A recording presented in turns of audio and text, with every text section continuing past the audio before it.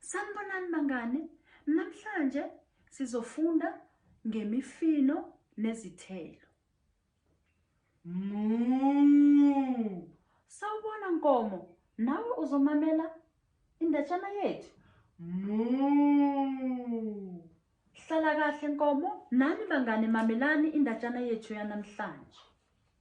Thina sonke sidinga ukudla izithelo nemifino.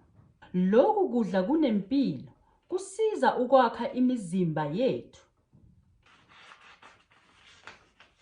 Umkhulu uthanda ukudla ama-apula. Uthanda ama-apula abomvu. Akathandi ama-apula aluhlaza njengotshani ngoba amunyu.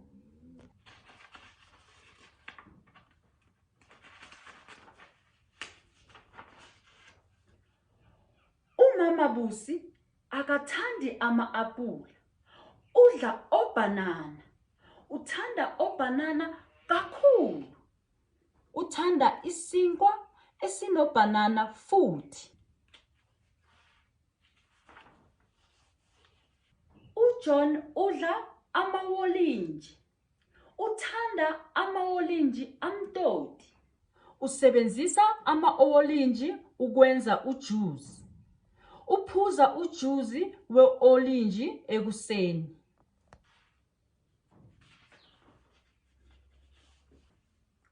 uNomsa uthanda otamatisi.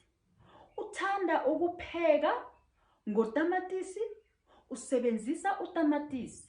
Wenza isobho futhi usebenzisa otamatisi ukwenza isaladi.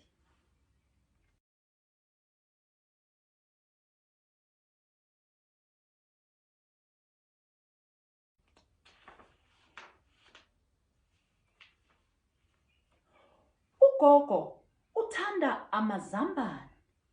Uthenga amazambane esitolo. Upheka ngamazambane. Wenza amashibusi. Abazukulu bakhe bathanda ukudla inhlanzi namashibusi.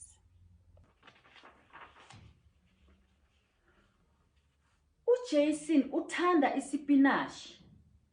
Udla isipinashi kakhulu. Ufisa ukuba namandla.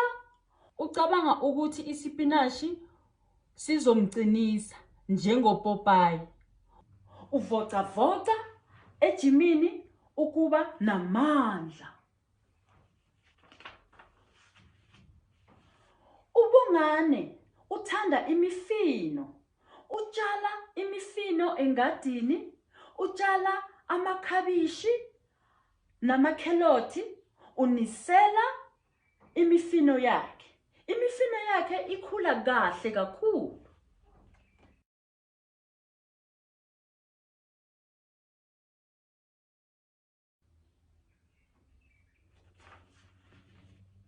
uNkosikazi Mofokeng usifundisa ngezithelo nemifino ekilasini.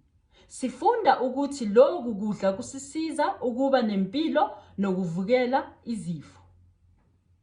Ngiyathemba bangane nisithokozele indatshana yethu yanamhlanje yemifino. Ngabe ujabulile Nkomo ukumamela ngemifino yethu? Ngiyabonga. Sala kahle Nkomo. Nani bangane emakhaya salani kahle, siyabonga.